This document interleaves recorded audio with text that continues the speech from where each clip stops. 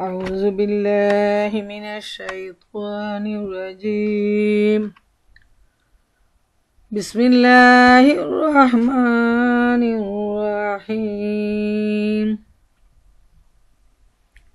أيود أحدكم أن تكون له جنات من نخيل وعنب تجري من تحتها الأنهار له فيها من كل الثمرات وأصابه الكبر وله ذرية ضعفاء فأصابها إعصار فيه نار فاحترقت كذلك يبين الله لكم الآيات لعلكم تتفكرون. يا أيها الذين آمنوا أنفقوا من طيبات ما كسبتم مما أخرجنا لكم من الأرض ولا تيمموا الخبيث منه تنفقون ولستم بآخذيه إلا أن تغمضوا فيه واعلموا أن الله غني حميد. الشيطان يعيدكم الفقر ويأمركم بالفحشاء والله يعيدكم مغفرة منه وفضله والله واسع عليم. يؤتي الحكمة من يشاء ومن يؤت الحكمة فقد أوتي خيرا كثيرا وما يذكر إلا أولو الألباب. وما أنفقتم من نفقة أو نذرتم من نذر فإن الله يعلمه وما للظالمين من أنصار. إن تبدوا الصدقات فنعم هي وإن تخفوها وتؤتوها الفقراء فهو خير لكم ويكفر عنكم من سيئاتكم والله بما تعملون خبير. ليس عليك هداهم ولكن الله يهدي من يشاء وما تنفقوا من خير فلأنفسكم وما تنفقون إلا ابتغاء وجه الله وما تنفقوا من خير يوفى إليكم وأنتم لا تظلمون. للفقراء الذين أحصروا في سبيل الله لا يستطيعون ضربا في الأرض يحسبهم الجاهل أغنياء من التعفف تعرفهم بسيماهم لا يسألون الناس إلهاف وما تنفقوا من خير فإن الله به عليم. صدق الله المولانا العظيم। এরশাদ হচ্ছে, তোমাদের কেউ কি পছন্দ করে তার একটি সবুজ শ্যামল বাগান থাকবে, সেখানে ঝর্ণা দ্বারা প্রবাহিত হবে, খেজুর আঙ্গুর ও সব রকম ফলে পরিপূর্ণ থাকবে, এবং বাগানটি ঠিক এমন এক সময় প্রবল উষ্ণ বায়ু প্রবাহে জ্বলে পুড়ে ছারখার হয়ে যাবে যখন সে নিজে বৃদ্ধ হয়ে গেছে এবং তার সন্তানরাও তখনও যোগ্য হয়ে উঠেনি। এভাবেই আল্লাহ তার কথাগুলো তোমাদের সামনে বর্ণনা করেন যাতে তোমরা চিন্তা ভাবনা করো। হে ঈমানদারগণ, যে অর্থ সম্পদ তোমরা উপার্জন করেছ এবং যা কিছু আমি জমি থেকে তোমাদের জন্য নির্গত করেছি তা থেকে উৎকৃষ্ট অংশ আল্লাহর পথে ব্যয় করো। তার পথে ব্যয় করার জন্য তোমরা যেন সবচেয়ে নিকৃষ্ট জিনিস বাছাই করার চেষ্টা না করো, অথচ ওই জিনিসই যদি কেউ তোমাদের দেয় তাহলে তোমরা কখনো তা নিতে রাজি হও না, যদি না তা নেবার ব্যাপারে তোমরা চোখ বন্ধ করে থাকো। তোমাদের জেনে রাখা উচিত আল্লাহ স্বয়ংসম্পূর্ণ এবং তিনি সর্বোত্তম গুণে গুণান্বিত। শয়তান তোমাদের দারিদ্র্যের ভয় দেখায় এবং অশ্লীল আচরণ অবলম্বন করতে প্রলুব্ধ করে, কিন্তু আল্লাহ তোমাদেরকে তার ক্ষমা ও অনুগ্রহের আশ্বাস দেন। আল্লাহ বড়ই উদারহস্ত ও মহাজ্ঞানী, তিনি যাকে চান হিকমত দান করেন, আর যে ব্যক্তি হিকমত লাভ করল সে আসলে বিরাট সম্পদ লাভ করেছে। এসব কথা থেকে কেবলমাত্র তারাই শিক্ষা লাভ করে যারা বুদ্ধিমান ও জ্ঞানী। তোমরা যা কিছু ব্যয় করেছ এবং যা মানত করেছ আল্লাহ তা সবই জানেন, আর জালেমদের কোনো সাহায্যকারী নেই। যদি তোমাদের দান খয়রাত সমূহ প্রকাশ্যে করো তবে তাও ভালো, তবে যদি গোপনে অভাবীদের দাও তবে এটি তোমাদের জন্য বেশি উত্তম। এভাবে তোমাদের অনেক গুনাহ নির্মূল হয়ে যায়, আর তোমরা যা কিছু করো আল্লাহ অবশ্যই তা জানেন। মানুষকে হেদায়েত দান করার দায়িত্ব তোমাদের উপর অর্পিত হয়নি, আল্লাহ যাকে চান তাকে হেদায়েত দান করেন। তোমরা যে ধন সম্পদ দান খয়রাত করো তা তোমাদের নিজেদের জন্য কল্যাণকর। তোমরা আল্লাহ সন্তুষ্টি লাভ করার জন্যই তো অর্থ ব্যয় করে থাকো। কাজেই দান খয়রাত করে তোমরা যা কিছু অর্থ ব্যয় করবে তার পুরোপুরি প্রতিদান তোমাদের দেয়া হবে, এবং এক্ষেত্রে কোনো ক্রমেই তোমাদের প্রাপ্য থেকে বঞ্চিত করা হবে না। বিশেষ করে সাহায্য লাভের অধিকারী এমন সব গরিব লোক যারা আল্লাহর কাজে এমনভাবে নিমগ্ন হয়ে পড়েছে যার ফলে তারা নিজেদের ব্যক্তিগত অর্থোপার্জনের জন্য চেষ্টা চালাতে পারে না, এবং তাদের আত্মমর্যাদাবোধ দেখে অজ্ঞ লোকেরা তাদেরকে সচ্ছল বলে মনে করে। তাদের চেহারা দেখেই তুমি তাদের ভিতরের অবস্থা জানতে পারো। নাচুরবান্দা হয়ে মানুষের পেছনে লেগে থেকে কিছু চাইবে এমন লোক তারা নয়। তাদের সাহায্যার্থে তোমরা যা কিছু অর্থ ব্যয় করবে তা আল্লাহর দৃষ্টির অগোচরে থাকবে না। মহান আল্লাহ যা বলেছেন সত্য বলেছেন। আমার প্রিয় মা ও বোনেরা, আমি আপনাদের সামনে সূরা আল বাকারার 266 নম্বর থেকে 273 নম্বর আয়াত পর্যন্ত তেলাওয়াত করলাম এবং এর সরল তর্জমা পেশ করলাম। মহান আল্লাহ রাব্বুল আলামিন আমাদের জন্য অত্যন্ত সুন্দর নসিহত রেখেছেন এই আয়াতগুলোর মধ্যে, বিশেষ করে দানের ব্যাপারে, দানের সিস্টেমের ব্যাপারে, কিভাবে দান করতে হবে, কাদেরকে দান করতে হবে, এবং দানের নিয়ম কানুনটা কি।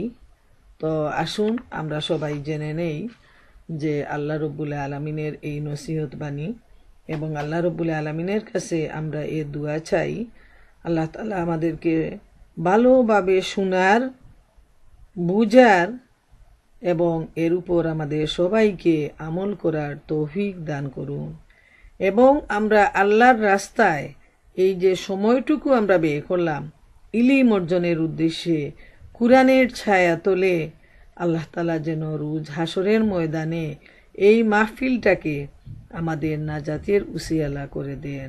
আমরা সবাই বলি আমিন, আল্লাহুম্মা আমিন।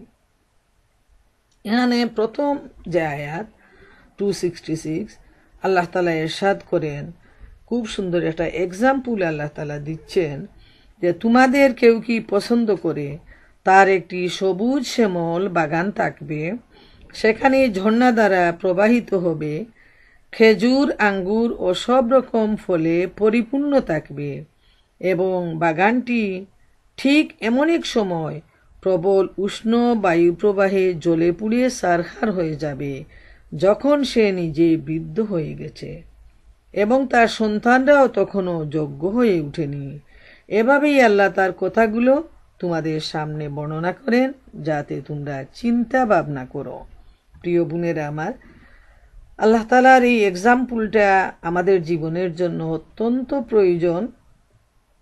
আমরা যাতে চিন্তা ভাবনা করি এই কথাটাও আল্লাহ তাআলা বলে দিচ্ছেন যে এই এক্সাম্পলটা শুনে আমরা যেন নিজেকে নিয়ে আমরা চিন্তা ভাবনা করি যে এক্সাম্পলটা হলো একটা খুব সুন্দর একটা সবুজ শ্যামল বাগানের তুলনা করা হয়েছে।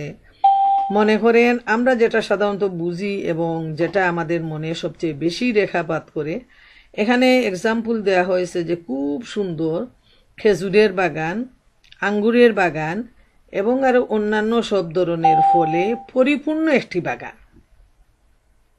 মানে যা দেখে একজন মানুষের মন আনন্দিত হয় এবং বিশেষ করে যে এই বাগানের মালিক তার মনটা যে এত বেশি তৃপ্তি লাভ করে, আনন্দিত হয় এবং সুখের পরিকল্পনা সে রচনা করে। যখন আমরা এই সামারের সময় একটু আটটু সিম, লাউ, টমেটো, কাঁচামরিচ এই বাগানটাও যখন করি, ফুলের বাগানটা করি, তখন কিন্তু আমাদের মনে একটা আনন্দ আসে, একটা পরিকল্পনা আসে যে আমি আমার এই ফ্রেন্ডদেরকে দেব, নেইবারদেরকে দেব, তারপর আমি ডিপ করে রাখবো যাতে পরবর্তী সময় আমার এই শখের জিনিসগুলো আমি খেতে পারি। আর যার এত বিরাট বাগান রয়েছে তার পরিকল্পনা হলো যে ওইগুলো সে বিক্রি করে সে অনেক সম্পদ আহরণ করবে এবং তার পুরো বছর এই টাকা পয়সা দিয়ে তার পরিবার পরিচালনা করবে। আর আল্লাহ তাআলা এখানে এক্সাম্পল দিচ্ছেন যে এত সুন্দর বাগান, এত ফল ফুলে গাছটা নুয়ে আছে, মালিকের মনের যে তৃপ্তিটা যে সে এখনই এই অল্প সময়ের ভিতরেই বাগান থেকে সব ফলগুলো পিক আপ করবে, তারপর সে তার ইচ্ছা মতো ব্যবসা করবে এই বাগানের ফসল দিয়ে। ঠিক এই সময় আল্লাহ বলছেন যে সেই লোকটা একটা বৃদ্ধ লোকের সাথে তুলনা করছেন যে ওই বাগানটা যখন এই অবস্থায় ফল আহরণের সময় যখন সে গেল তখন দেখা গেল যে বাগানটা জ্বলে পুড়ে ছারখার হয়ে গেছে, এখান থেকে কিছু নেয়ার মতো নেই, একেবারেই নষ্ট হয়ে গেছে বাগানের সমস্ত ফল। তো ওইটা একজন বৃদ্ধ মানুষের সাথে তুলনা করা হয়েছে যে একজন বৃদ্ধ লোক যখন তার এই ধরনের একটা বাগান আছে আর বাগানটা এমন একটা সময় নষ্ট হয়ে গেল যখন সে আবার পুনরায় বাগানটা তৈরি করার মতো তার কোনো সময় নেই, বয়স নেই, শারীরিক ক্ষমতা নেই, আর এ সময় তার সন্তানরাও এত ছোট যে তাকে সাহায্য করার মতো কোনো বয়স হয়নি। এই লোকটার যে কি অবস্থা, তার মনের যে কি পেরেশানি যে আমি বৃদ্ধ হয়ে গেছি, সারা জীবনের জমানো আমার যে সম্পদটা সেটা নষ্ট হয়ে গেল, আর আমার কোনো হেল্পারও নাই যে এই মুহূর্তে আমাকে হেল্প করতে পারে। তো আল্লাহ তাআলা এই এক্সাম্পলটা দিচ্ছেন ইমানদারের জন্য যে আমরা যেন আল্লাহর রাস্তায় এমনভাবে কাজ করি যে কাজের মাধ্যমে আখেরাতে সেই কঠিন মুসিবতের সময় দুনিয়ায় উপার্জন করা সম্পদ নিয়ে যেন আমরা পরবর্তী যে জান্নাত সেই জান্নাতের মালিক হতে পারি। এমন যেন না হয় এই বৃদ্ধ লোকটির মতো যে যা উপার্জন করলাম সব দুনিয়ায় রয়ে গেল এবং আখেরাতের জন্য কোনো কিছু বাকি থাকলো না। এটা হবে সবচেয়ে বড় বোকামি এবং মানুষের জন্য সবচেয়ে বড় অনুশোচনা যে সে সারা দুনিয়া জীবনে যা করবে শুধু জমিনের উপরই থাকবে, আর সে একা জমিনের নিচে চলে যাবে, কবরে একা থাকবে, ওইখানে তার নেক আমলের কোনো সম্পদ সে সাথে নিয়ে যাবে না। এই ধরনের বোকামিটা যেন আমরা কোনো সময়ই না করি। এই এক্সাম্পলটা অত্যন্ত সুন্দরভাবে আসছে, মনে রাখার মতো। আর আল্লাহ তাআলা এই এক্সাম্পল দিয়ে বলছেন যে এই এক্সাম্পল সামনে নিয়ে তোমরা যেন চিন্তা ভাবনা করো।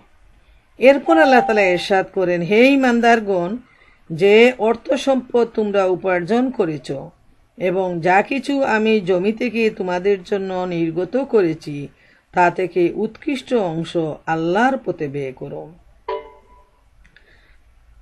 তার পথে ব্যয় করার জন্য তোমরা যেন সবচেয়ে নিকৃষ্ট জিনিস বাছাই করার চেষ্টা না করো, অথচ ওই জিনিসই যদি কেউ তোমাদের দেয় তাহলে তোমরা কখনো তা নিতে রাজি হও না।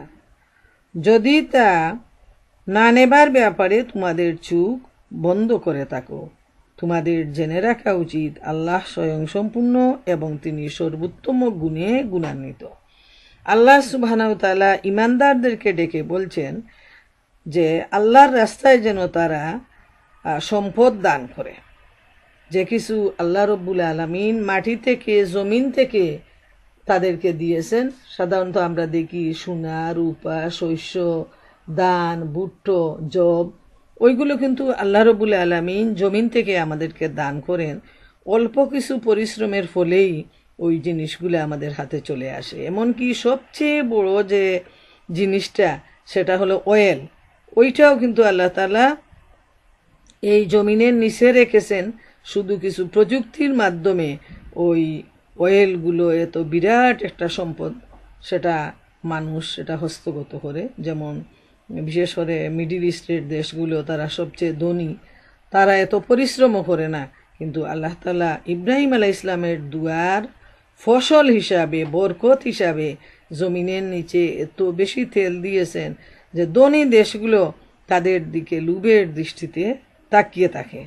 তো এই ধরনের যে সম্পদটা আল্লাহ তাআলা দিয়েছেন, আল্লাহ বলছেন তা থেকে তোমরা ভালো ভালো জিনিস তোমরা আল্লাহর রাস্তায় ব্যয় করো। এবং যেটা আমাদের চোখের সামনে বড় যেগুলো, সেগুলো তো হয়তো আমাদের হাতে আসে না, ওই তেলও আসে না, আমরা সোনাও জমিন থেকে নিতে পারি না, কিন্তু যে ফল ফসলগুলো আমরা নিই, আল্লাহ তাআলা আমাদেরকে যে সম্পদ দেন, আল্লাহ রাব্বুল আলামিনের নির্দেশ হলো তা থেকে যেন আমরা সবচেয়ে ভালো জিনিস আল্লাহর রাস্তায় ব্যয় করি। আমাদের মনে রাখা উচিত যে আল্লাহ রাব্বুল আলামিন যে দানের ব্যাপারটা বলতেছেন, হয়তো আমরা একজন গরিবকে দেই, একজন মিসকিনকে দেই, আত্মীয় স্বজনকে দেই, যারা অসহায় তাদেরকে দেই, এই মানুষগুলো আমাদের চোখের সামনে থাকে, কিন্তু আদতে আমরা এই সম্পদটা ব্যয় করি আল্লাহর জন্য। এবং আল্লাহ তাআলা বলতেছেন যে তোমরা আমাকে দিচ্ছ, অতএব যখন তোমরা আমার নাম নিয়ে সম্পদ দান করবে তখন তোমাদের সম্পদের নিকৃষ্ট অংশ কোনো সময়ই তোমরা দান করো না। এবং এক্সাম্পল হিসাবেও আল্লাহ তাআলা দিয়েছেন যে তোমাদেরকে যদি কেউ এই নিকৃষ্ট অংশটুকু দেয় তাহলে তো তোমরা কোনো সময়ই তা নিতে চাইবে না, সেটা তোমাদের কাছে কোনো সময়ই তোমাদের কাছে সেটা ভালো লাগবে না। যেমন আল্লাহ তাআলা রাসূল করিম সাল্লাল্লাহু আলাইহি ওয়াসাল্লাম, একটা হাদিস হলো মুসনাদে আহমদে রয়েছে যে আল্লাহ তাআলা তোমাদের রুজি তোমাদের মধ্যে বন্টন করে দিয়েছেন, তদ্রূপ চরিত্রও তোমাদের বেটে দিয়েছেন। যেটা যে সম্পদটা, যে মালিকানাটা, আমরা সম্পদের মালিক হই, আল্লাহ রাব্বুল আলামিন আমাদের জন্মের সাথে সাথেই ওই রিজেকটা তিনি আমাদেরকে বন্টন করে দিয়েছেন, যে আমরা কতটুকু রিজেকের মালিকানা লাভ করব, কতটুকু প্রপার্টি আল্লাহ তাআলা আমাদের জীবনে আমাদেরকে দিবেন। আর সেভাবে বলছেন তোমাদের চরিত্রটাও, কে কোন চরিত্রের অধিকারী সেটাও আল্লাহ তাআলা জানেন, সেটাও আল্লাহ তাআলা দিয়েছেন। আল্লাহ তাআলা দুনিয়া তার বন্ধুদেরকেও দেন এবং শত্রুদেরকেও দেন, কিন্তু দিন শুধু তার বন্ধুদেরকেই দান করে থাকেন। যে দিন লাভ করে সে আল্লাহ তাআলার প্রিয় পাত্র। যে আল্লাহর হাতে আমার প্রাণ রয়েছে তার শপথ, কোনো বান্দা মুসলমান হতে পারে না যে পর্যন্ত না তার অন্তর ও জিহ্বা মুসলমান হয়, কোনো বান্দা মুসলমান হতে পারবে না যে পর্যন্ত না তার প্রতিবেশী তার থেকে নির্ভয় হয়। সুবহান আল্লাহ, সুবহান আল্লাহ। এটা রসুল করিম সাল্লাল্লাহু আলাইহি ওয়াসাল্লাম অত্যন্ত সুন্দরভাবে তুলে ধরেছেন যে আল্লাহ রব্বুল আলামিন তার বন্ধু এবং শত্রু, যারা তাকে মানে এবং যারা তাকে মানে না, যারা দিনদার পরহেজগার এবং যারা বেদিন পাপী, সবাইকে আল্লাহ তাআলা এই দুনিয়া দেন। যেহেতু এরা আল্লাহর বান্দা, তাই তিনি তাদেরকে দুনিয়ার যত সম্পদ, দুনিয়ার সুযোগ সুবিধা সবগুলা বান্দা হিসেবে তাদেরকে দান করেন। আর দিন শুধু আল্লাহ রব্বুল আলামিন তার বান্দা এবং বন্ধু যারা আছে, তার প্রিয় যারা, তাদেরকে তিনি দিন দেন। আর যারা দিন লাভ করে এরাই হলো আল্লাহর সবচেয়ে প্রিয় মানুষ। আর বলছেন যে ততক্ষণ পর্যন্ত কোনো বান্দা মুসলমান হতে পারবে না যে পর্যন্ত না তার অন্তর আর তার জিহ্বা মুসলমান হয়। ওই যে এত সুন্দর কথা নবী করিম সাল্লাল্লাহু আলাইহি ওয়াসাল্লাম বলছেন যে মুসলমানই হওয়া যাবে না, মুসলমানের যে কোয়ালিটি সেটা অর্জন করা যাবে না যতক্ষণ জিহ্বা এবং অন্তর মুসলমান না হবে। আমাদের আয়াতের প্রসঙ্গে অন্তরের ব্যাপারটা আমরা নিয়ে আসি যে অন্তরটা যতটুকু উদার হবে তত বেশি মানুষকে দান করতে পারবে, সাদাকা করতে পারবে, আল্লাহ রব্বুল আলামিনের রাস্তায় ব্যয় করতে পারবে। এবং যখন সে ব্যয় করবে তখন তার পকেট থেকে $5 $10 না দিয়ে আরও অনেক অনেক বেশি উদার হস্তে সে আল্লাহর রাস্তায় দান করবে। কিন্তু মানুষের মন এত ছোট যে সে যখন আল্লাহর রাস্তায় দান করে তখন সে নিকৃষ্ট জিনিস বেছে বেছে দান করে। নিজের জন্য যখন একটা কিছু কিনতে যাবে তখন শত শত ডলারের জিনিস কিনতেও তার মনে কোনো সংকোচ আসে না, কিন্তু আল্লাহর রাস্তায় দিতে গেলে সে খুব সংকীর্ণ মনতার পরিচয় দান করে। এমনকি আমরা দেখি যে আমরা সাধারণত মনে করি যে যারা গ্রামে বসবাস করে তারা খুব সহজ সরল এবং সুন্দর অন্তরের অধিকারী, কিন্তু সবাই কিন্তু সব জায়গার মানুষ সমান নয়। যেমন এখনও আমার মনে আছে গ্রামের সেই দৃশ্যটা, যে যখন গ্রামে ধানের সিজন আসে, ধান উঠানো হয়, তখন ওই সময় মুড়ি মুয়া আরও কিছু জিনিসপত্র আছে যারা ফেরিওয়ালারা ফেরি করে বাড়িতে বাড়িতে নিয়ে আসে এবং ধানের বিনিময়ে সেখানকার মহিলারা ওইগুলো তারা কিনেন। যেহেতু গ্রামের মহিলাদের হাতে সবসময় টাকা পয়সা থাকে না, ওই ধান ওইগুলাই হলো তাদের মূল প্রপার্টি, আর এর মাধ্যমেই তারা এর বিনিময়ে তারা লেনদেন করেন। তো অনেকেই এরকম করেন যে যখন ধানটা কিছু ধান আছে যে যার ভিতরে পরিপূর্ণ চাল আছে আর কিছুটা আছে বুসি, তো ওই বুসি আর ধান মিশ্রিত একটা অংশ তারা তুলে রাখেন যেটা ফকিরকে দেওয়ার জন্য আর মুয়া মুড়ি ওইগুলো কেনার জন্য। ফকিরকে যেটা দিলেন সেটাও কিন্তু হলো নিকৃষ্ট, সেটা আল্লাহ যেভাবে চাইছেন তার বিপরীত, এবং যেটা দিয়ে তিনি কিনলেন সেটা তিনি বিট্রে করলেন, আরেকজনকে তিনি ঠকালেন। তো এই জিনিস, এটা মুসলমানের অন্তর হতে পারে না। মুসলমানের অন্তর হলো সেটা যা দিয়ে কোনোদিন মানুষকে ঠকানোর কোনো প্রশ্ন আসবে না। মুসলমানের অন্তরে থাকবে আল্লাহ ভীতি এবং উদারতা। গরিব মিসকিনকে দেওয়ার সময় সে ভালো জিনিসটাই দিবে, মন্দ জিনিস সে কখনো দিতে পারবে না। আর আল্লাহ তাআলা বলছেন যে তোমরা কখনো মন্দ জিনিসটা দিও না, যেহেতু তোমরা ওটা পছন্দ করো না। তারপর আমরা আবার দেখি যখন ফকিররা আসে ক্ষুধার জ্বালায় একটুকু খাবার চায়, তখন অনেক অনেক মহিলাদের অভ্যাস তারা তাদের বাড়ির বাসি খাবারগুলো দেয়। ক্ষুধার জ্বালায় সেই লোকটা এমনিতেই তার অশান্তি শুরু হয়ে গেছে, অন্যদিকে খাবার হাতে নিয়ে সে খুশি হলো, কিন্তু যখন সে মুখে দিবে তখন দেখা গেল যে এই খাবারটা পচে গেছে, নষ্ট হয়ে গেছে। তখন ওরা সেই যে দেয় তাকে কিন্তু তারা অন্তর থেকে তারা গালি দেয়, বদুয়া দেয়। তো এই জিনিসটার ব্যাপারে আমাদের সচেতন হওয়া প্রয়োজন যে আমরা কখনো যেন মানুষকে খারাপ জিনিস না দেই। যখন আমরা আল্লাহর রাস্তায় দেব তখন যেন আমরা বেছে বেছে ভালো জিনিসগুলো যেন দিই, তাহলে আল্লাহ রাব্বুল আলামিন এর বিনিময়ে আমাদেরকেও ভালো জিনিস দান করবেন ইনশাআল্লাহ তাআলা।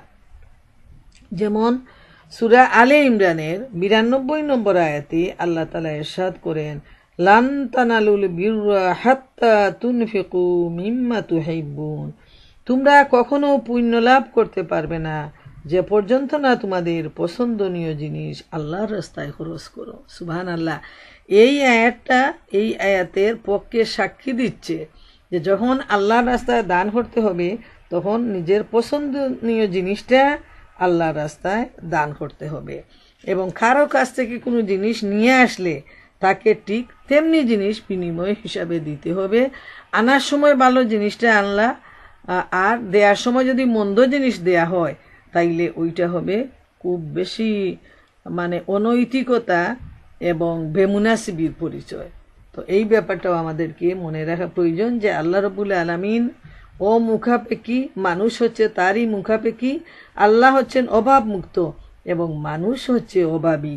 তো আল্লাহ তাআলা হয়তো আজকে একজন মানুষকে অনেক প্রতিপত্তি দিয়েছেন, কিন্তু যে মানুষটা গরিব তাকে যখন এই ধরনের পচা বাসি নিকৃষ্ট জিনিস দেয়া হলো, আল্লাহ চাইলে ওই ধনী মানুষটাকে তার খাতারে নিয়ে যেতে পারেন এবং সেই গরিব মানুষটাকে সেই ধনীর লাইনে নিয়ে আসতে পারেন। এজন্য আল্লাহর সময়ের কোনো প্রয়োজন নাই।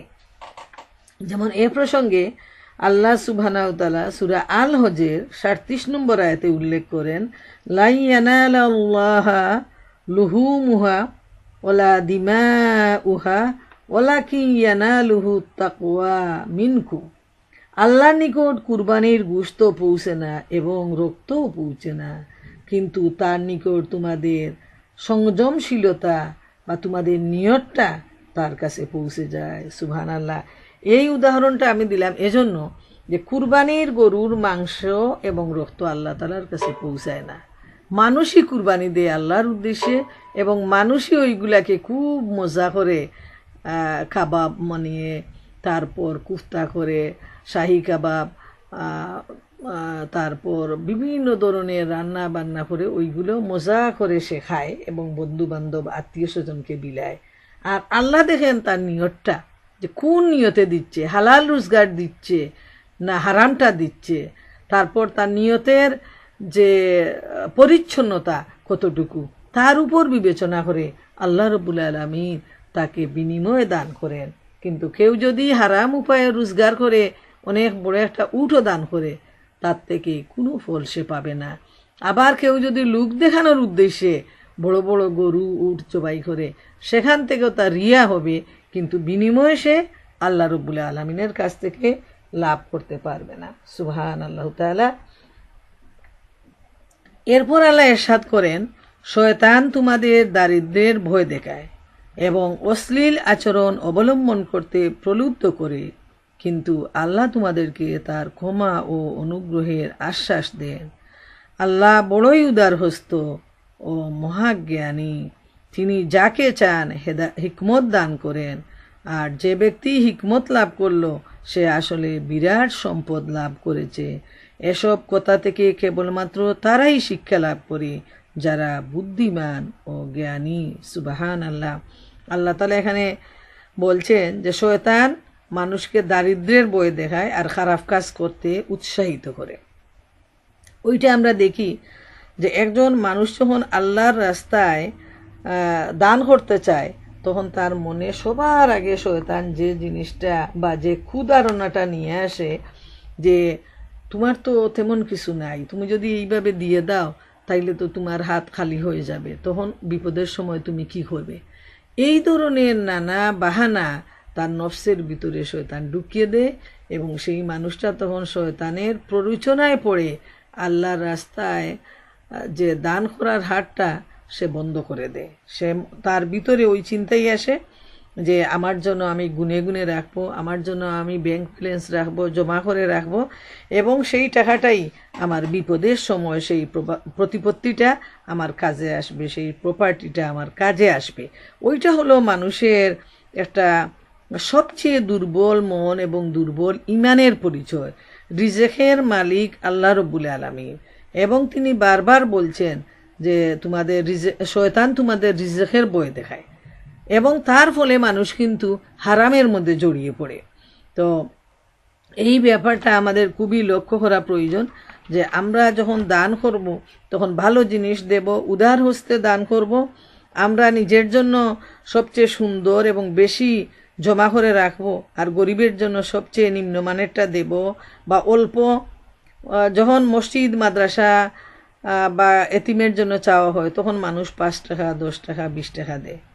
আবার যখন মনে করেন কোনো ধরনের একটা পিকনিক হবে, তারপর বৈশাখী মেলা হবে, এই ধরনের কিছু যখন হবে তখন এদের মধ্য থেকে কিছু মানুষ আছে তখন $100 তাদেরকে দেয়। এর মানে যে সবার মুখে মুখে ওইটা প্রচার হবে, মানুষ বাহবা দিবে, তাকে ধনী মনে করবে। তো এইটা হবে রিয়া, এবং এটা হবে লোক দেখানো যে আল্লাহর রাস্তায় খুশি না করে সে বান্দাকে খুশি করার জন্য এই দানটা করলো। এ থেকে সওয়াব তো প্রশ্নই আসে না, সে তো সওয়াবের জন্য দেই নাই, বরং সে রিয়ার জন্য এবং আল্লাহর চাইতে সেই মানুষগুলোকে খুশি করার জন্য যখন দান করলো তখন সে আল্লাহর পর্যায়ে নিয়ে আসলো সেই মানুষদেরকে। ওটা হলো এক ধরনের শিরক। তা এই ব্যাপারে আমাদের ভয় করা উচিত। আচ্ছা, এখানে আসছে যে আব্দুল্লাহ বিন মাসউদ হতে বর্ণিত একটা হাদিসে আসছে, আল্লাহ তাআলার প্রতি খরচ করতে শয়তান বাধা দেয় এবং মনে কুধারণা জন্মে দেয়। এইভাবে খরচ করলে সে দরিদ্র হয়ে যাবে। এই কাজ হতে বিরত রাখার পর তাকে পাপের কাজের প্রতি উৎসাহ প্রদান করে এবং আল্লাহর অবাধ্যতার কাজে, অবৈধ কাজে, সত্যের বিরুদ্ধাচরণের কাজে উত্তেজিত করে। পক্ষান্তরে আল্লাহ তাআলা বিপরীত নির্দেশ দেন, সে যেন তার প্রতি খরচ করা হতে বিরত না হয়। শয়তানের ধমকের উল্টো বলেন যে ওই দানের বিনিময়ে তিনি তার পাপ সমূহ ক্ষমা করে দিবেন। তো আমাদের আল্লাহ তাআলার প্রতি বিশ্বাস রাখা প্রয়োজন। শয়তান যতই আমাদের মনের মধ্যে এই দুঃখটা যখন দিবে তখন যেন আমাদের ইমানটাকে আমরা আরো মজবুত করি, আরো শানিত করি। আর ওই দুঃখায় যদি সে পরাজিত করে দেয় তখন সে পরবর্তী দুঃখা দিয়ে মানুষকে অন্যায়ের পথে, পাপের পথে সে নিয়ে যায়। ওই টাকাটা তখন দেখবেন বন্ধু বান্ধবের পিছনে খরচ করবে, বন্ধু বান্ধবরা তখন তাকে খারাপ কাজের দিকে নিয়ে যাবে, মেয়েদের পিছনে খরচ করবে। এইভাবে দেখা যায় যে মানুষ একটা যদি প্ররোচনা শয়তানের কানে জায়গা দেয় এবং আল্লাহর রাস্তা থেকে সে বিরত হয় তখন অন্য একটা প্ররোচনা তার মনের মধ্যে আসে এবং তখন সে আল্লাহর রাস্তা থেকে অনেক দূরে সরে যায়। মুসনাদে আহমদে রয়েছে হযরত ইবনে মাসউদ রাদিয়াল্লাহু আনহু হতে বর্ণিত, তিনি বলেন, আমি রাসূলুল্লাহ সাল্লাল্লাহু আলাইহি ওয়াসাল্লামকে বলতে শুনেছি, 2 ব্যক্তি ছাড়া কারো প্রতি হিংসা করা যায় না। এক ব্যক্তি যাকে আল্লাহ ধন মাল দিয়েছেন, অতঃপর তাকে ওই মাল তার প্রতি খরচ করার তৌফিক দিয়েছেন। দ্বিতীয় ব্যক্তি যাকে আল্লাহ জ্ঞান দান করেছেন, অতঃপর সে জ্ঞান অনুযায়ী মীমাংসা করে এবং তা শিক্ষা দিয়ে থাকে। উপদেশ তারাই গ্রহণ করে থাকে যারা জ্ঞান ও বিবেকের অধিকারী। তাইলে এই হাদিস থেকে আমরা দেখি যে শুধুমাত্র তাদের প্রতি আমরা হিংসা করতে পারি, ঈর্ষা করতে পারি যাদেরকে আল্লাহ রাব্বুল আলামিন ধন সম্পদ দিয়েছেন এবং সে তা থেকে আল্লাহর রাস্তায় ব্যয় করে। আর অন্য ব্যক্তি হলো যাদেরকে জ্ঞান দিয়েছেন, হিকমত দিয়েছেন, প্রজ্ঞা দিয়েছেন এবং সে সেটা আল্লাহর রাস্তায় কাজে লাগায়, ভালো মন্দ, ন্যায় অন্যায়ের মধ্যে পার্থক্য সৃষ্টি করে হক পথে চলে এবং মানুষকে হক পথে চলার শিক্ষা দান করে।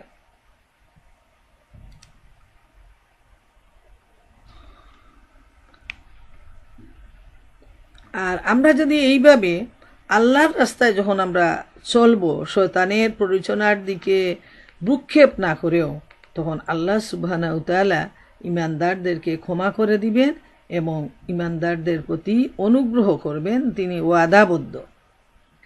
আর এখানে আল্লাহ তাআলা আরেকটা বিষয় বলছেন যে তিনি যাকে চান হিকমত দান করেন, আর যে ব্যক্তি হিকমত লাভ করলো সে আসলে বিরাট সম্পদ লাভ করলো।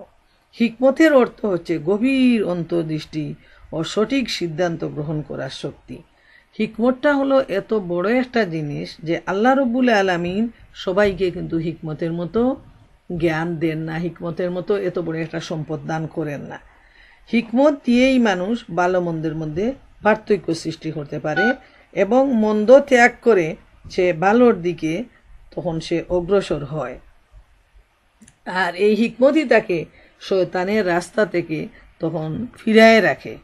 আর যদি হিকমত আর মনে করেন শিক্ষাটা টোটালি ভিন্ন জিনিস, মানুষ স্কুল কলেজ ইউনিভার্সিটি থেকে অনেক অনেক ডিগ্রি লাভ করে, কিন্তু এখানে যে হিকমতের কথা বলা হয়েছে সেটা হলো টোটালি ভিন্ন, যে ওই ধরনের ডিগ্রি লাভ করে মানুষ কাফের থাকে, মুশরিক থাকে, মুনাফিক থাকে, মুমিন হতে পারে না। অনেক সময় দেখা যায় যে খুব অল্প সংখ্যকই মুমিন। কিন্তু যাদেরকে আল্লাহ হিকমত দিয়েছেন, এই কোরআনের হিকমত, কোরআন বুঝার মতো যে জ্ঞান প্রজ্ঞা, এ থেকে উপদেশ নেয়ার মতো যে প্রজ্ঞাটা, এদেরকে আল্লাহ পছন্দ করেন এবং বলছেন যে এরাই হলো আসল সম্পদের অধিকারী। সুবহান আল্লাহ তাআলা। আমরা যখন দেখি মানুষের বড় বিজনেস, বড় বাড়ি, বড় গাড়ি, অনেক প্রাচুর্য, তখন মানুষ কি করে খুব লুবাতুর দৃষ্টিতে সেই মানুষটির দিকে তাকিয়ে থাকে। অথচ আল্লাহ তাআলা নিজে বলে দিচ্ছেন যে যাদেরকে তিনি হিকমত দিয়েছেন এরাই হলো আসল সম্পদের অধিকারী। ওই হিকমতের মাধ্যমেই তারা যাবতীয় খারাপ থেকে তারা নিজেকে বাঁচায় রাখে। আমরা এখানে একটা হাদিস উল্লেখ করি, বুখারী ও মুসলিম শরীফে হাদিস, আবু হুরায়রা রাদিয়াল্লাহু আনহু থেকে বর্ণিত। রসুল করিম সাল্লাল্লাহু আলাইহি ওয়াসাল্লাম বলেছেন, কিয়ামতের দিন আল্লাহ তাআলা 7 প্রকার লোককে তার ছায়ায় আশ্রয় দান করবেন, যেই দিন আল্লাহর ছায়া ছাড়া আর কোনো ছায়া থাকবে না। তো আমরা সবাই মনোযোগ দিয়ে শুনি। প্রথম হলো ন্যায় বিচারক বাদশা। 2 নাম্বার সেই নবযুবক যে তার যৌবন আল্লাহর ইবাদতে অতিবাহিত করেছে। 3 ওই যারা আল্লাহর জন্য পরস্পর ভালোবাসা রেখেছে, ওই জন্যই তারা একত্রিত থাকে এবং এজন্যই তারা পৃথক হয়।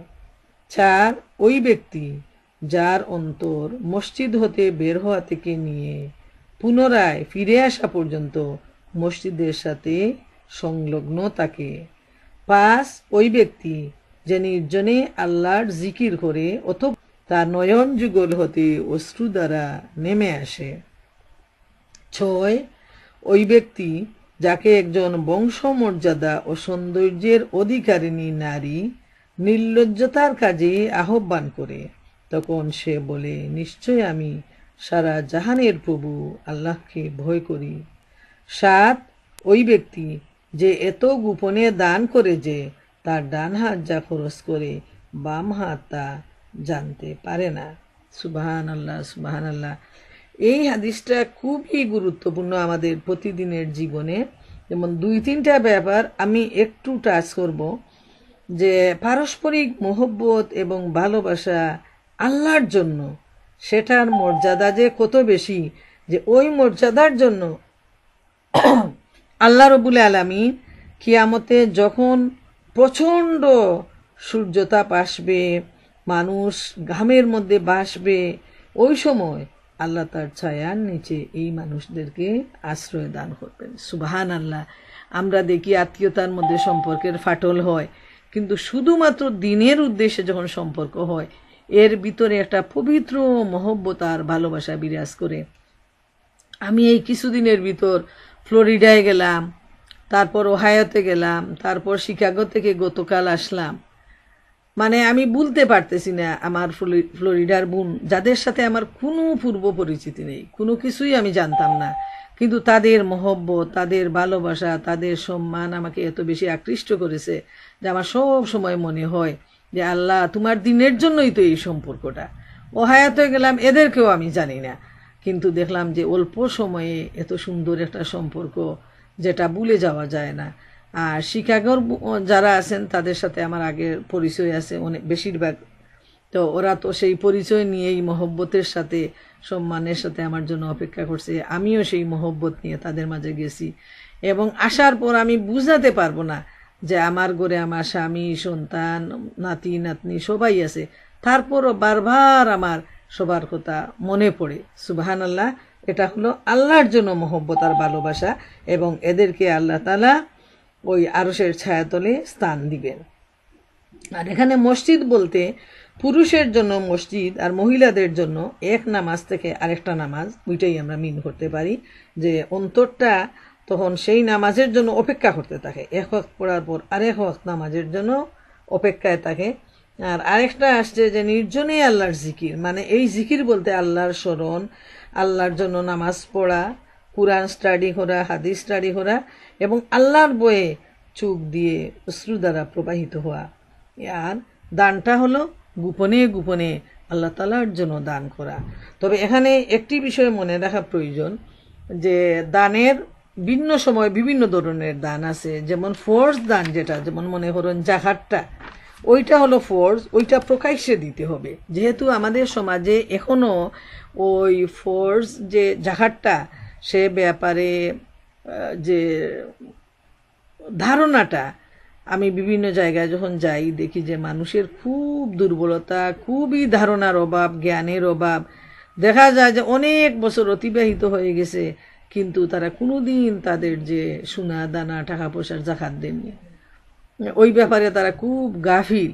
তো এজন্য ওই ধরনের দানের আলোচনা হওয়া দরকার, খুব ব্যাপকভাবে সেটা প্রচার হওয়া প্রয়োজন, এবং প্রকাশ্যে দান করা প্রয়োজন জাকাত, যেহেতু ওটার মধ্যে কোনো রিয়া নেই, ওটা হলো ফোর্স দান।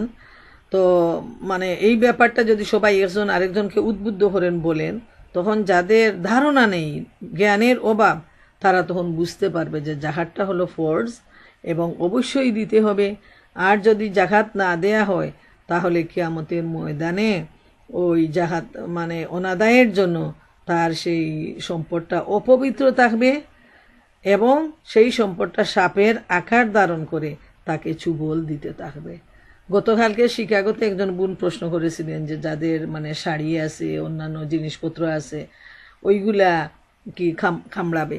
তো আসলে ওইগুলার ব্যাপারে আলাদা নাম নেওয়া হয় নাই, বলা হয়েছে যে যারা জাকাত দিবে তারা তাদের সম্পদকে পবিত্র করবে, আর যারা জাকাত দিবে না তাদের সম্পদটা অপবিত্র থাকবে, এবং ওই জাকাত অনাদায়ের জন্য, ফোর্স লঙ্ঘন করার জন্য ওই সম্পদ সেদিন তার জন্য কাল হয়ে যাবে, এবং সেটা সাপ হিসাবে তাকে কামড়াতে থাকবে।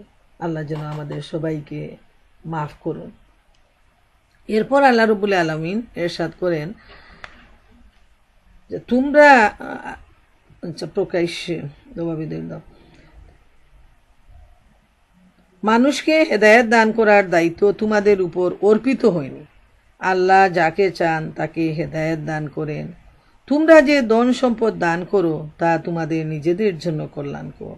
তোমরা আল্লাহর সন্তুষ্টি লাভ করার জন্য তো অর্থ ব্যয় করে থাকো। কাজেই দান খয়রাত করে তোমরা যা কিছু অর্থ ব্যয় করবে তার পুরাপুরি প্রতিদান তোমাদের দেয়া হবে, এবং এক্ষেত্রে কোনো ক্রমেই তোমাদের প্রাপ্য থেকে বঞ্চিত করা হবে না। সুবহানাল্লাহ তাআলা। আল্লাহ তাআলার ওয়াদা দেখেন তার বান্দার প্রতি। বারবার তিনি বান্দাকে আহ্বান জানাচ্ছেন আল্লাহর পথে সম্পদ ব্যয় করার জন্য।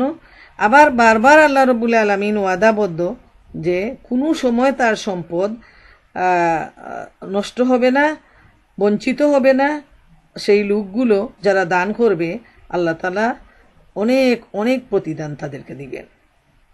এখানে যে আয়াতটা আসে হেদায়েত দান করার দায়িত্ব আল্লাহর, তোমাদের উপর অর্পিত হয়নি, ওই আয়াতটা এ প্রসঙ্গে নাজিল হয়েছে যখন মুসলমানরা তাদের অমুসলমান আত্মীয় স্বজন এবং অমুসলমান দরিদ্র অভাবীদের সাহায্য করার ব্যাপারে তারা খুব ইতস্তত থাকতেন। যেহেতু ইসলামের প্রথম দিকে সব আইন কানুন তখন আল্লাহর পক্ষ থেকে নাজিল করা হয়নি, প্রয়োজন মোতাবিক সময়ের প্রয়োজনে আল্লাহ রাব্বুল আলামিন বিভিন্ন সময় বিভিন্ন আয়াত নাজিল করে সেই তাদের সমস্যার সমাধান দিয়েছেন এবং জানিয়ে দিয়েছেন। যখন প্রাথমিক যুগে দেখা গেছে যে একজনের পরিবারের হয়তো একজন মুসলমান, বাকি তার বাইরা ও মুসলমান, অথবা বাবাও মুসলমান, হয়তো বাবা মুসলমান, ছেলেও মুসলমান, একজন ভাই মুসলিম, বোন ও মুসলিম, এইভাবে তখন ওনারা ইতস্তত করতেন যে আমরা যে এই দানটা করবো ওইটা কি আল্লাহর রাস্তায় দান হবে? তো আল্লাহ তাআলা এখানে এই নির্দেশ দিচ্ছেন যে মানুষকে হেদায়েত দেওয়ার মালিক তো মানুষ না, সেটা আল্লাহ তাআলা। আমাদের দায়িত্ব হলো আমরা মানুষকে দিনের পথে আহ্বান করব। আমরা আল্লাহ যাকে খুশি তাকেই হেদায়েত দান করবেন এবং আল্লাহর নির্দেশ অনুযায়ী আমরা আল্লাহর রাস্তায় দান করব। তখন এই আয়াতের মাধ্যমে আল্লাহ তাআলা জানিয়ে দিলেন যে তোমরা তোমাদের অমুসলিম আত্মীয় স্বজন এবং অমুসলিম দরিদ্র অভাবী প্রতিবেশী যে কোনো কাউকে তোমরা দান খয়রাত করতে পারো, সাহায্য করতে পারো। এতে তোমাদের কোনো কমতি হবে না তোমাদের সওয়াবের। যেমন আমরা দেখি আমাদের আশেপাশে মুসলমানরা রয়েছেন, তো যদি কেউ গরিব হয়, এখানেও কিন্তু গরিব লোক আছে, ডাস্টবিন থেকে কুড়িয়ে খাওয়া লোক আছে। তো এইভাবে যদি দেখা যায় কারো নেইবার বা কারো পরিচিত কেউ গরিব আছে, তাকে সাহায্য করা, তাকে দান করাটা আমাদের দায়িত্ব এবং সমান সওয়াব আল্লাহ সুবহানাহু ওয়া তাআলা আমাদেরকে দান করবেন, এতে কোনো ধরনের কোনো সন্দেহ নেই। তো আমরা যেই হোক, যদি অভাবী হয় তাইলে মুসলিম হোক অমুসলিম হোক তাকে আমরা দান করতে পারি। যেমন এ প্রসঙ্গে খুবই সুন্দর একটা হাদিস বলা প্রয়োজন, যেটা সহিহ মুসলিম ও বুখারী শরীফে রয়েছে। হযরত আবু হুরায়রা রাদিয়াল্লাহু তাআলা আনহু বর্ণনা করেছেন যে নবী বলেছেন, এক ব্যক্তি ইচ্ছা করে, মানে একজন মানুষের ইচ্ছা যে আজ রাতে আমি অনেক কিছু দান করব। তখন সে দান করার জন্য রাতের বেলা, যাতে কেউ জানতে না পারে, কেউ দেখতে না পায়, সেজন্য তিনি রাতের বেলা দান করতেন। ওই দিন তিনি না জেনে না বুঝে একজন মানুষকে দান করলেন, যে ছিল বেবিচারিণী, একজন নারী। তো পরের দিন লোকজন জেনে ফেলল যে একটা বেবিচারী নারীকে দান করা হয়েছে এবং তারা সমালোচনা শুরু করলো যে গত রাতে একজন বেবিচারিণীকে দান করা হয়েছে। তো এই কথাটা শুনে লোকটি আল্লাহ তাআলার কাছে বলল যে আল্লাহ, সমস্ত প্রশংসা তো তোমার, আমার দান বেবিচারিণীর হাতে পড়েছে, তাইলে ঠিক আছে, আজকে আবার আমি দান করব। তখন ওই রাতে আবার সেই লোকটি বেরিয়ে গেল দান করার জন্য এবং সে না জেনে না চিনে একজন ধনী মানুষের হাতে তার দানটা দিল। পরের দিন ওই কথাটাও প্রকাশ হয়ে গেল এবং লোকজন সমালোচনা শুরু করলো এবং সে আবারও বলল যে আমার তো দানটা একজন ধনী মানুষের কাছে চলে গেছে, ঠিক আছে, আজ রাতেও আমি দান করব। সে চাইতেছে যে রিয়েল মানুষের হাতে যাক, যেটা সাধারণ ধারণা অনুযায়ী যে একজন গরিব মিসকিন এই ধরনের লোকের হাতে যাবে। তো ওই রাতে সে যে দানটা হলো সেটা গেল একটা চুরের হাতে, সাদাকাটা, ওইটাও প্রকাশ হয়ে গেল। ওইটা সব আল্লাহর ইচ্ছা। এবং সে ওই কথা শুনে বলল যে আল্লাহ রব্বুল আলামিনের দরবারে সমস্ত প্রশংসা, আমার দানটা 3 রাত আমি দান করলাম, একদিন গেল বেবিচারিণী, আরেকদিন গেল ধনীর এবং আরেকদিন গেল চুরের হাতে।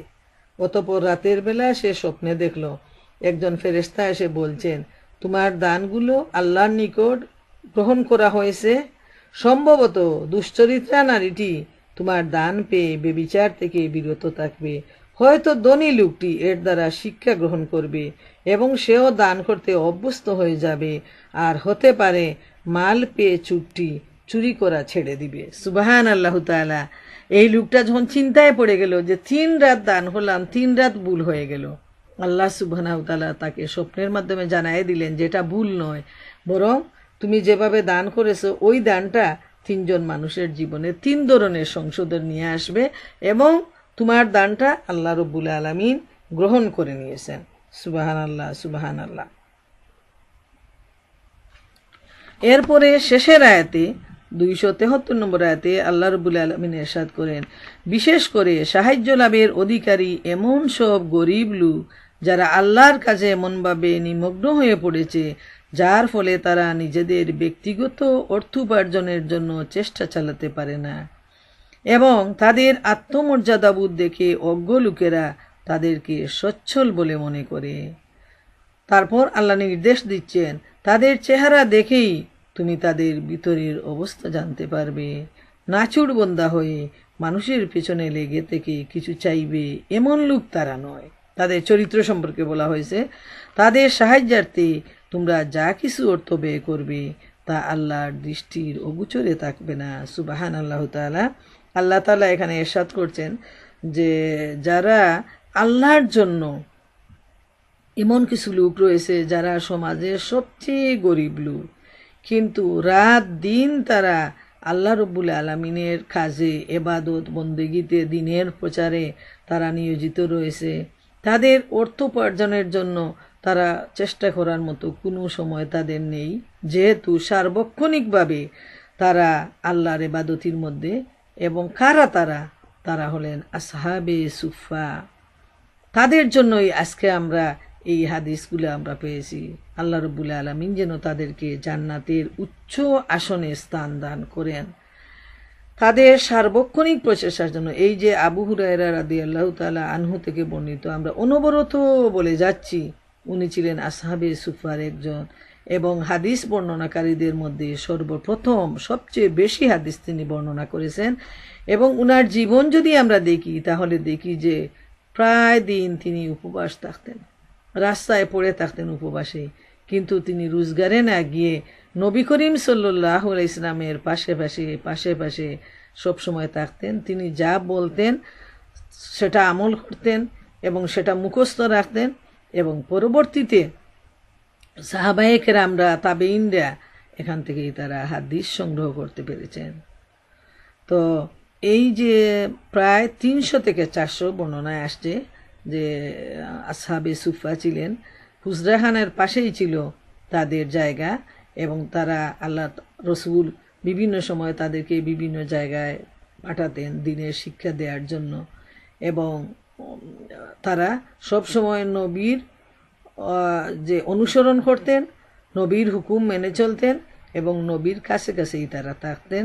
এদেরকে আল্লাহ রব্বুল আলামিন মিসকিন হিসাবে বলেছেন যে এরা কারো কাছে সাহায্য চায় না, তাদের এত আত্মমর্যাদা বোধ।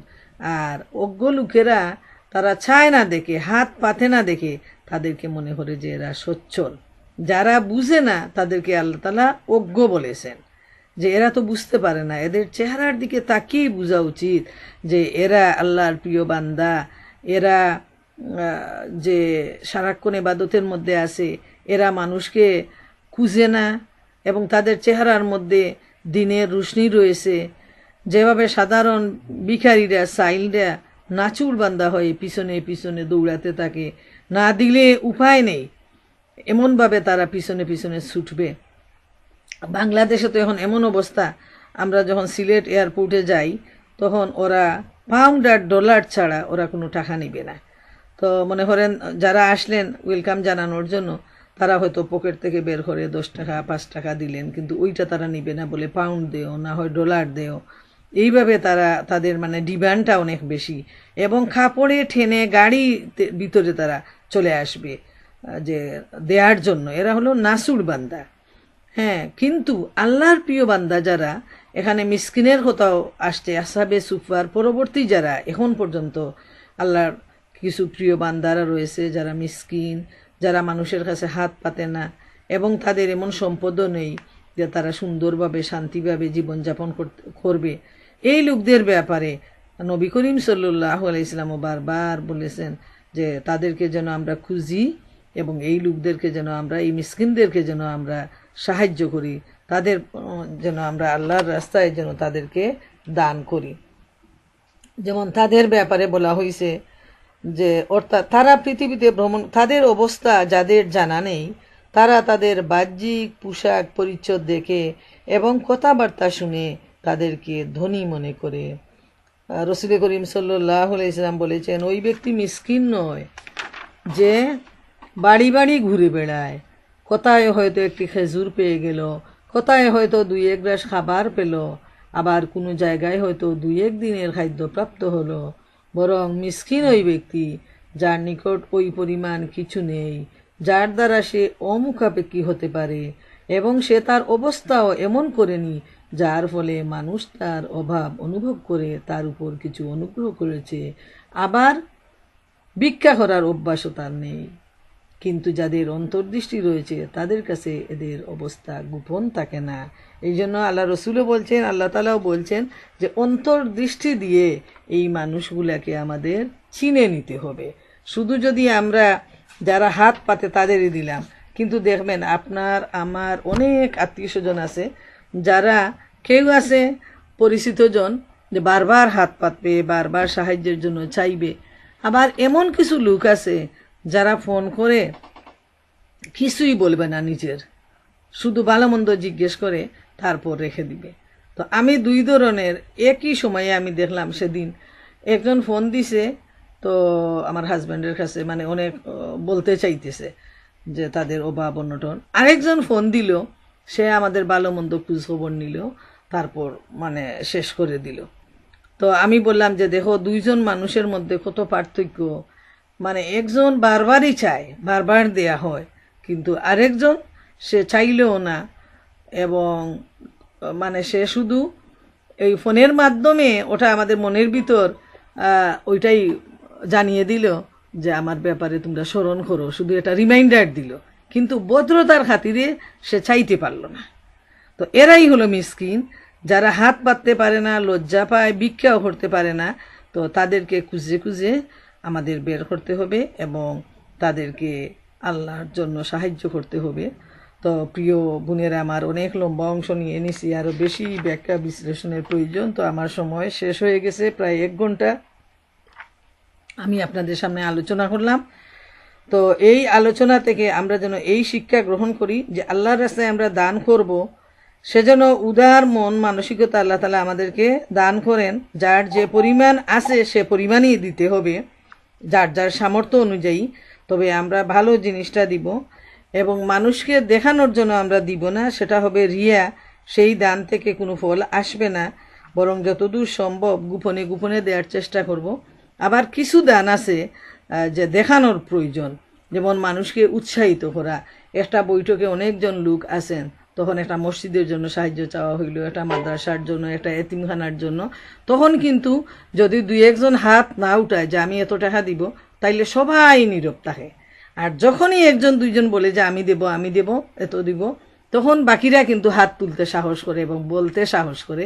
এই অবস্থায় অন্তরের খবর আল্লাহ তাআলা জানেন। এই অবস্থায় প্রকাশ্যে বলাটাই হলো উত্তম, যাতে আরো 10 জন মানুষ দিতে পারে, দিয়েও তারা আল্লাহর কাছে লাভবান হয়, আর যারা পাইল তারাও উপকৃত হইল। তো এই ব্যাপারটা সময় বুঝে আমাদেরকে কাজ করতে হবে, ব্যবস্থা নিতে হবে। আর শয়তানের প্ররোচনায় পড়ে আমরা যেন নিজের হাতটাকে বন্ধ না রাখি এবং অন্যায়ের প্রতি যেন আমরা দাবিত না হই। যেহেতু আল্লাহ তাআলা জানিয়ে দিচ্ছেন যে শয়তান তোমাদেরকে দারিদ্র হওয়ার ভয় দেখায় এবং তোমাদেরকে অন্যায়ের দিকে নিয়ে যায়। তো এই ব্যাপারটা আমাদের মনে রাখা প্রয়োজন যে আমরা শয়তানের প্ররোচনায় পড়ে যেন গুনাহের কাজ না করি। আর আমরা যে নিয়তে করব সেটা আল্লাহ রব্বুল আলামিনই ভালো জানেন, এবং তিনি বারবার বলতেছেন যে তোমরা আমার রাস্তায় দান করো, তোমরা বঞ্চিত হবে না, আমি তোমাদেরকে অত্যন্ত উত্তম প্রতিফল দান করব। তো আল্লাহ সুবহানাহু ওয়া তাআলা আমাদের সবাইকে তৌফিক দান করুন, আমরা যেন আল্লাহর হুকুম অনুযায়ী আমাদের জীবনকে পরিচালনা করতে পারি। এবং আগামী দিন আপনাদের সামনে খুব সম্ভব যে বিষয়টা আমাদের আলোচনায় আসবে, ওই যে ইন্টারেস্টের ব্যাপার, সুদের ব্যাপার, পরবর্তী আয়াত থেকে আপনারা পড়ে আসার চেষ্টা করবেন। 274 থেকে আপনারা একটু কাইন্ডলি সবাই যদি পড়েন